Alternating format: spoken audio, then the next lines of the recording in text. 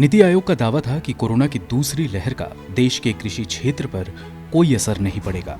हालांकि उपभोक्ता विभाग मंत्रालय के आंकड़े अलग ही कहानी कह रहे हैं। सरकार के हाल ही में जारी आंकड़े बताते हैं कि राजधानी दिल्ली में दालों और खाने के तेल के दामों में बढ़ोतरी देखी गई है। सरकारी आंकड़ों के मुताबिक राजधानी दिल्ली में 1 जून 2020 को तूर की दाल का खुदरा मूल्य 101 रुपए था, जबकि एक साल बाद अगर इसके दाम पर नजर डालें तो आपको जानकर हैरानी होगी कि इसमें करीब 19% का उछाल आया है और इसकी कीमत बढ़कर 120 रुपए हो गई।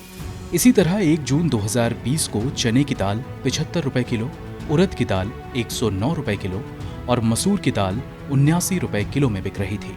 इन सभी दालों की कीमतों में एक साल में 1% से लेकर 13% तक का इजाफा देखा गया। चने की दाल की कीमत में 1.33% का इजाफा हुआ और इसकी कीमत बढ़कर 76 रुपए हो गई। इसी तरह उड़द और मसूर की दाल क्रमशः 10 और 13% महंगी हुई और जून 2021 को इन दालों का रिटेल रेट 120 और 90 रुपए प्रति किलो हो गया। इस दौरान मूंग की दाल की कीमत कुछ कम हुई। जून 2020 को ये दाल 105 रुपए प्रति किलो के हिसाब से बिक रही थी, जबकि जून 2021 को इसकी कीमत में 4.55% की गिरावट हुई और इसका दाम कम होकर 105 रुपए हो गया। लॉकडाउन और इसके कारण बढ़ी महंगाई की मार सिर्फ दालों पर ही नहीं बल्कि खाने के तेलों पर भी पड़ी है।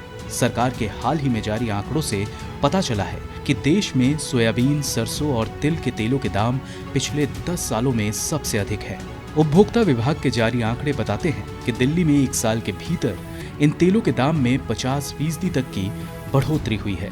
दिल्ली में जून 2020 को मूंगफली, सरसों, सोया, ताड़ का तेल और सूरजमुखी के तेल क्रमशः 179, 132, 120, 98, 131 रुपए प्रति किलो में बिक रहे थे, जबकि जून 2021 को इनकी कीमतों में क्रमशः 12.85, 39.39, 36.67, 35.71, 50.38% की बढ़ोतरी हुई और मूंगफली के तेल का दाम 202, सरसों के तेल का दाम 184, सोयाबीन के तेल का दाम 164, पाम ऑयल का दाम 133 और सूरजमुखी के तेल का दाम बढ़कर 197 रुपए प्रति लीटर हो गया। भारत में दालों के कुल उत्पादन का 45 से 50% हिस्सा सिर्फ चना दाल का होता है।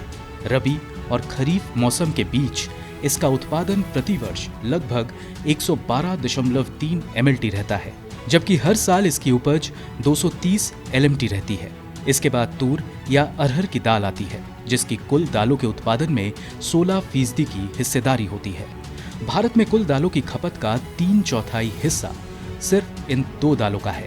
गौरतलब है कि दालों के बढ़ते दामों पर सरकार ने कुछ कदम उठाने का ऐलान किया है। वाणिज्य मंत्रालय के 15 मई को जारी नोटिस में कुछ दालों का मुफ्त निर्यात करने की अनुमति दी है। नोटिस के मुताबिक कोई भी राज्य सरकार विदेशों से अरहर, मूंग और उड़द की दाल का 31 अक्टूबर तक जितना चाहे उतना मुफ्त निर्यात कर सकती है। वहीं कुछ महीनों पहले ऐसी खबरें आई थीं कि केंद्र सरकार बफर स्टॉक को बढ़ाने के लिए इस साल दालों की खरीद के हिस्से को बढ़ा देगी।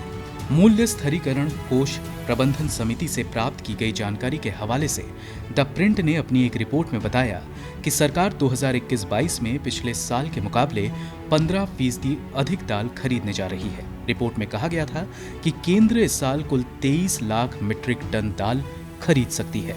सरकार का कहना है कि इससे महंगाई कम होगी और किसानों को सुरक्षा भी मिलेगी। ब्यूरो रिपोर्ट, गो न्यूज।